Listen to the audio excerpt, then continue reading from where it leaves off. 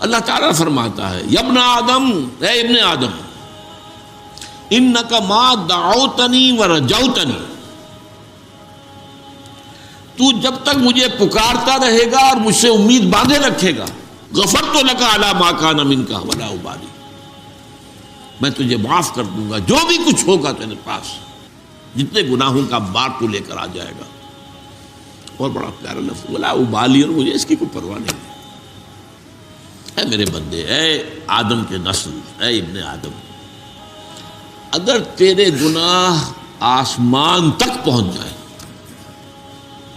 ان کا انبار اتنا ہو کہ آسمانوں کو چھو رہا ہو،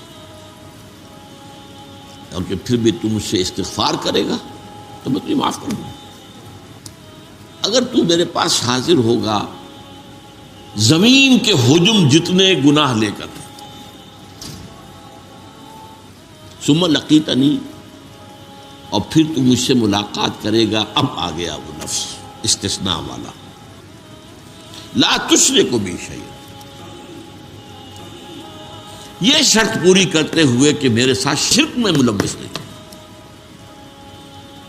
یہ مضمون میں نے آیت پڑھی آپ کے سامنے کہ 2 مرتبہ آیا سورہ نساء میں، ان اللہ لا یغفر ان یشرک بہ، اللہ اسے تو ہرگز معاف نہیں کرے گا کہ اس کے ساتھ شرک کیا جائے۔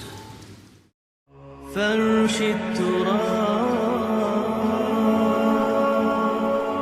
يضمني وهو غطاء، کہ یہ مشرکین جن آلہہ کو پکارتے ہیں، یعنی انبیاء، صدیقین، اولیاء اللہ یا ملائکہ جو فی الواقع موجود ہیں، ان کے وجود سے تو انکار نہیں ہے، باقی اور جو کچھ گھڑ لیے ہیں وہ اپنے طرف سے، ان کے لیے تو کوئی دلیل نہیں ہے، نہ عقل میں، نہ نقل میں، نہ وحی میں، لیکن یہ تو واقعہ ہے، فرشتے ہیں، ملائکہ ہیں، اولیاء اللہ کی ارواح ہیں، انبیاء کی ارواح ہیں، لیکن یہ ان کو جو پکار رہے ہیں یہ کام غلط کر رہے ہیں۔ اولئک الذین یدعون، جن کو یہ پکار رہے ہیں، یبتغون الی ربہم الوسیلہ، وہ تو خود اپنے رب کی قرب کی تلاش میں ہے، وَيَرْجُونَ رَحْمَتَهُ، اور اپنے رب کی رحمت کے امیدوار ہیں، وَيَخَافُونَ عَذَابَهُ، اور وہ بھی اللہ کے عذاب سے بالکل نڈر نہیں ہے۔ جیسے کہ حضور نے فرمایا کوئی شخص محض اپنے عمل کی بنیاد پر جنت میں داخل نہیں ہوگا۔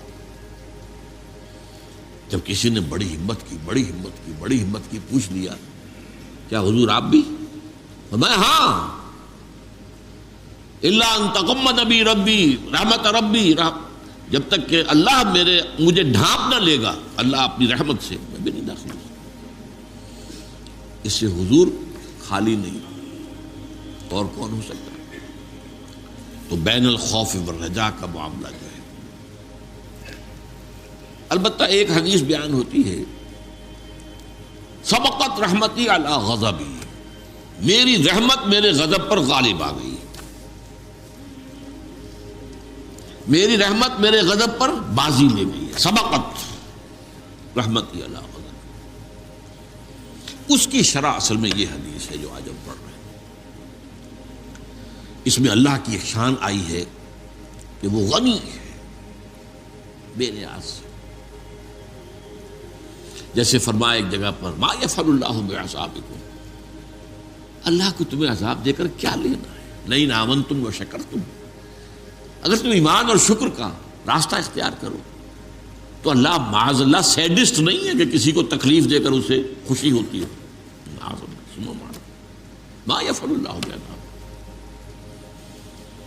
تو الغنی 8 بار آیا ہے قرآن میں اللہ کا نام، اور لغنی 2 مرتبہ، اور غنیًا منصوب حالت میں 3 مرتبہ۔ اللہ غنی ہے، کوئی اس کو ضرورت نہیں، جس کی ایک حدیث ہم پڑھ چکے ہیں کہ اگر زمین کے آسمان کے تمام باسی اول و آخر، قل ان کان انسکم و جنکم اولکم و آخرکم، اولین بھی آخرین بھی انسان بھی جن بھی سب کے سب جو بدترین انسان ہو سکتا ہے ویسے بن جائیں، تب بھی اللہ کی سلطنت میں کوئی کمی نہیں ہوگی۔ اور اگر تمام انسان، تمام جن، اولین و آخرین سب غنی بن جائیں اللہ کے، تو اللہ کی سلطنت میں کوئی اضافہ نہیں ہوگا۔ یہ ہے اس کی شان غنی۔ غنی حلیم کہیں کہا گیا ہے، غنی حمید کہیں کہا گیا ہے، غنی کریم کہیں کہا گیا ہے۔ تو یہ دو چیزیں جو ہے، رجائیت اللہ سے اور اللہ کی شان استغنا، اس کا بیان ہے در حقیقت اس حدیث میں، جس کے راوی حضرت انس بن مالک رضی اللہ تعالی۔ وہ فرماتے میں نے خود سنا اللہ کے رسول کو فرماتے، یہ انداز ایسا ہے کہ جو بڑا یقینی ہو جاتا ہے، سمیٹو میں نے خود سنا۔ اگر عن سے کہا جا رہا ہو تو ہو سکتا ہے کہ وہ بات کسی اور صحابی سے ان صحابی تک پہنچی ہو، ان سے مروی ہے، اچھا انہوں نے خود سنا ہے، یہ کیا ہے، یہ یقینی بات نہیں ہوتی، لیکن سمیٹو میں نے سنا۔ قال اللہ تعالی، یہ حدیث قدسی ہے جس کی کئی مرتبہ میں آپ کے سامنے ڈیفینیشن بیان کر چکا ہوں۔ اللہ تعالیٰ فرماتا ہے، یا ابن آدم، اے ابن آدم، انک ما دعوتنی ورجوتنی، تو جب تک مجھے پکارتا رہے گا اور مجھ سے امید باندھے رکھے گا، غفرت لک علی ما کان منک ولا ابالی، میں تجھے معاف کر دوں گا جو بھی کچھ ہوگا تیرے پاس، جتنے گناہوں کا بار تو لے کر آ جائے گا۔ اور بڑا پیارا لفظ ولا ابالی، اور مجھے اس کی کوئی پرواہ نہیں۔ یہ نہیں ہے کہ کسی انسان کے ساتھ آپ نے زیادتی کی، اب اس کے اندر انتقام کا جذبہ ہے، جوش ہے۔ اگرچہ ہے لفظ انتقام بھی آتا ہے قرآن میں، وہ شان دوسری بھی موجود رہنی چاہیے، خوف والی بھی، اس اعتبار سے۔ لیکن یہ کہ جو رجا کا پہلو غالب ہے، انکا ما دعوتنی، دو شرطیں ہیں، جب تک مجھے پکارتے رہو، مجھ سے دعائیں کرتے رہو، مجھ سے استغفار کرتے رہو، میری مغفرت طلب کرتے رہو گے، ورجوتنی، اور مجھ سے امید رکھو گے کہ اللہ تعالیٰ رحیم ہے، اللہ تعالیٰ غفور ہے، اللہ کی شان غفاری، رحمتی وسعت کل شیء، میری رحمت نے ہر شے کا احاطہ کیا ہوا، جو میں سنا چکا ہوں، سبقت رحمتی علی غضبی، رحمتی وسعت کل شیء، میری رحمت تو ہر شے کا احاطہ کیے ہوئے۔ تو جب تک مجھے پکارتے رہو گے اور مجھ سے امیدوار رہو گے، غفرت لک علی ما کان منک، تو جو بھی کچھ تجھ میں سے ہوگا، جو خرابیاں، جو برائیاں، جو گناہ، میں تجھے معاف کر دوں گا، ولا ابالی، اور مجھے اس کی کوئی پرواہ نہیں ہوگی۔ یہ ہے شان استغنا، الغنی، غنی عن العالمین، سورہ آل عمران میں آیا ہے۔ جو حج کی استطاعت رکھنے کے باوجود نہ حج کرے تو گویا کہ وہ ایک طرح کا کفر کر رہا ہے، اور اللہ تعالیٰ غنی ہے تمام جہان، اس سے کوئی ضرورت نہیں ہے کہ تم جاؤ ضرور اس کے گھر کا طواف کرو، وہ تو غنی ہے۔ یا ابن آدم لو بلغت ذنوبک عنان السماء ثم استغفرتنی غفرت لک، اے میرے بندے، اے آدم کے نسل، اے ابن آدم، اگر تیرے گناہ آسمان تک پہنچ جائیں، ان کا انبار اتنا ہو کہ آسمانوں کو چھو رہا ہو، اور کہ پھر بھی تم مجھ سے استغفار کرے گا تو میں تجھے معاف کر دوں گا۔ آخری شکل، یا ابن آدم انک لو اتیتنی بقراب الارض خطایا،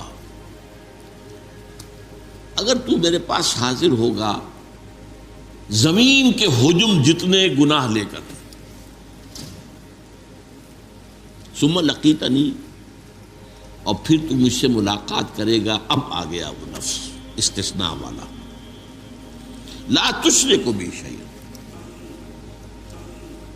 یہ شرط پوری کرتے ہوئے کہ میرے ساتھ شرک میں ملوث نہیں۔ یہ مضمون میں نے آیت پڑھی آپ کے سامنے کہ 2 مرتبہ آیا سورہ نساء میں، ان اللہ لا یغفر ان یشرک بہ، اللہ اسے تو ہرگز معاف نہیں کرے گا کہ اس کے ساتھ شرک کیا جائے، وَيَغْفِرُ مَا دُونَ ذَلِكَ لِمَن يَشَاءُ، بخش دے گا جو بھی کچھ ہوگا اس کے سوا، جس کو چاہے گا. یعنی یہ بھی نہیں ہے کہ یہ معافی کا اعلان عام ہو رہا ہے، یہ اللہ جس کو چاہے گا. اور جس کو چاہے گا میں کیا شرط ہے؟ اللہ ہی کو پکارتا رہا ہو، کسی اور کو نہ پکارا ہو، اللہ کو پکارا. کہیں غوث العظم کو نہ پکارا ہو، کہیں کسی نبی اور رسول کو نہ پکارا ہو، کسی کو نہ پکارا. لا تدعوا مع اللہ احدا، اللہ کے ساتھ کسی اور کو مت پکارو. اس اعتبار سے اگر تو میرے پاس آئے گا زمین بھر، زمین کے حجم جتنے گناہ لے کر، ثم لقیتنی لا تشرک بی شیئا، پھر تو میرے ساتھ ملاقات کرے اس حال میں کہ تو نے شرک نہ کیا ہو میرے ساتھ، لاتیتک بقرابھا مغفرۃ، تو میں زمین کے حجم جتنی ہی مغفرت لے آؤں گا تیرے لیے. تو شرطیں کتنی آئی ہیں اس حدیث کے اندر. ما دعوتنی و نجوتنی، پہلی بات تو یہ ہے کہ اگر تم مجھے پکارتے رہے اور مجھ سے امیدوار ہوئے. ایک آیا استفتنی، مجھ سے مغفرت چاہیے. اور سب سے بڑی شرط، ہاتھی کے پاؤں میں سب کے پاؤں کے مطابق شرک نہ ہو. اب اس سے آپ کو اندازہ ہو جانا چاہیے، اور دو مرتبہ جو آئی ہے سورہ نساء میں، شرک کو معاف نہیں کرے گا، یہ اعلان عام ہے. تو شرک در حقیقت کتنا عظیم گناہ ہے، لیکن اس کی حقیقت کو سمجھنا آسان کام نہیں. ہوس چھپ چھپ کے سینوں میں بنا لیتی ہے تصویریں. آپ نے بت سامنے رکھ کر نہیں پوجا، اپنی خواہش نفس کو پوج لیا. ہم پچھلی مرتبہ پڑھ چکے ہیں آیات. ارأیت من اتخذ الہہ ہواہ افانت تکون علیہ وکیلا. ہے نبی، آپ نے غور کیا اس شخص کی حالت پر جس نے اپنی خواہش نفس کو اپنا معبود بنا لیا ہے، اس کو پوج رہا ہے. کوئی بت خانہ نہیں ہے. بت خانہ شکستم میں نے بت خانہ تو توڑ دیا، لیکن اندر جو ہے ہوس چھپ چھپ کے سینوں میں بنا لیتی ہے تصویریں.